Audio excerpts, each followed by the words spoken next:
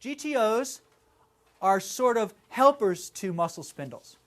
What GTOs do is GTOs help to regulate some of the tension that's occurring in that muscle rather than just tone. And they're like overload devices. What happens is if the tension becomes too great, they inhibit the muscle and the muscle gives way. See, so they have a protective sort of reflex. Like, let's say a person comes in, and let's just take the neck, for example, because we're already talking about the neck, and they have, raging myospasm in their suboccipital or their cervical muscles, right?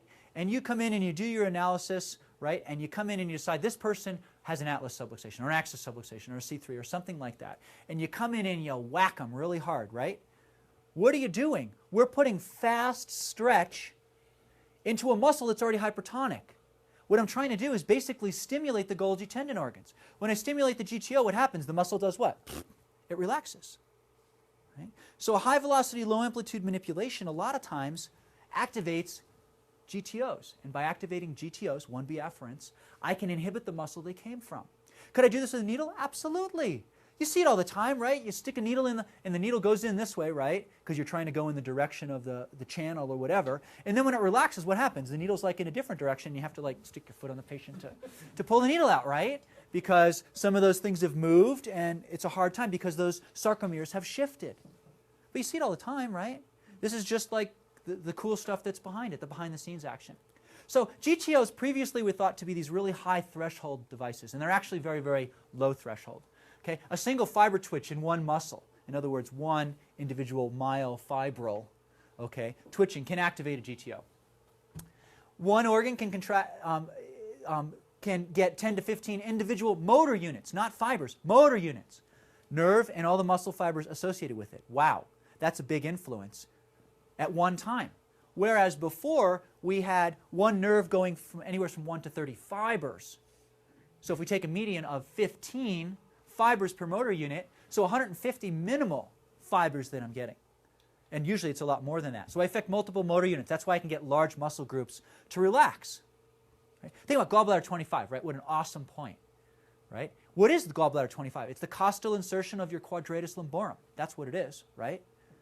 You go in, right? You do your side posture manipulation, right? I replaced the joint and I removed the impingement on the nerve. Well, maybe, but you put fast stretch into the QL, and you know what? You cause a GTO response, and that's why it's relaxed.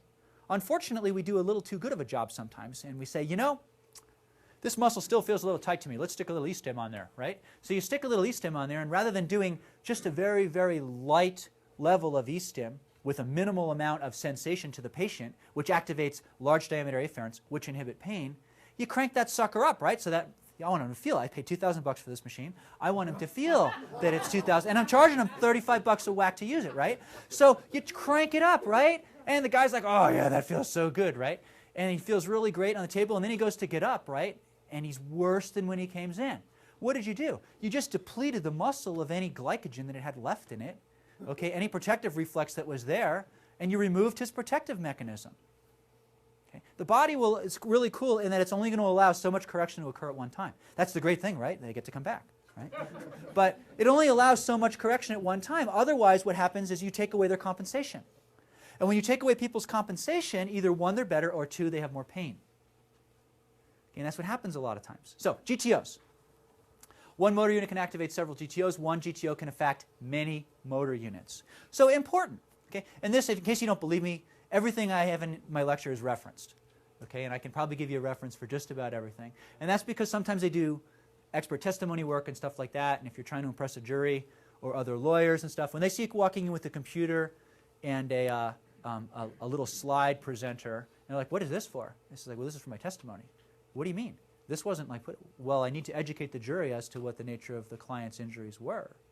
You know, if they don't understand what's going on, they don't understand the extent of it. And usually you get to go in, and when you put on a nice dog and pony show, we know that it's really about the show that you put on. It really has nothing to do with the patient's injuries. But that's another discussion for another day. Dan Murphy is one of the great guys when you want to listen to. Oh my God, he's got some really interesting stories from court. Okay, so Golgi tendon organs inhibit the muscle that they come from. That's the bottom line. They do it through this afferent neuron called a 1B afferent. Okay? Is that really that important that we know that fiber? Probably not.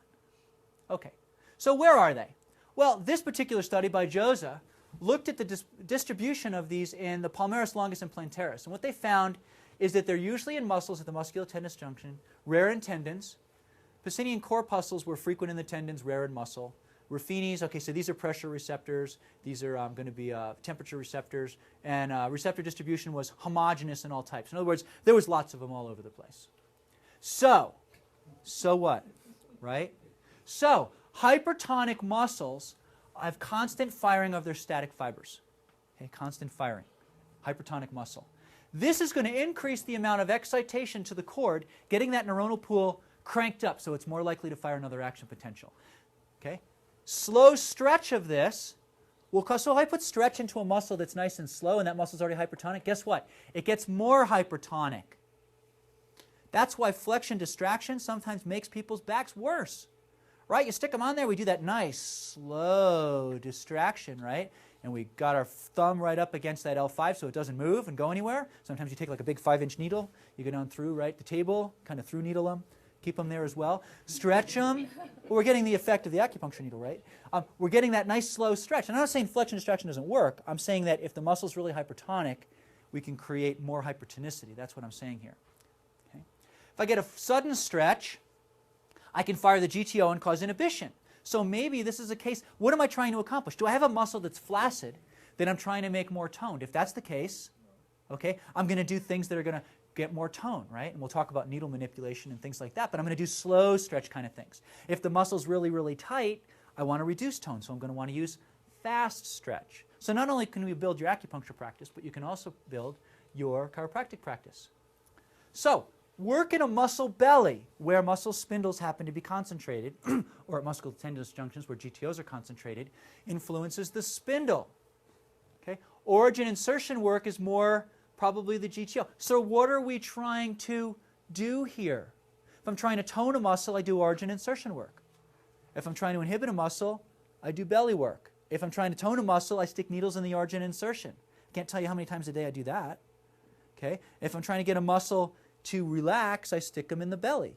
You do that all the time, right? A lot of your acupuncture points are in the belly of the muscle. Think about stomach 36. Where is it? Right in the belly of the tibialis anterior. Extensor digitorum longus is actually down lower. TA is right there. Wow. Okay, that's what we're doing. So, what are you trying to accomplish? We can accomplish a lot, and we've got lots of great tools at our disposal.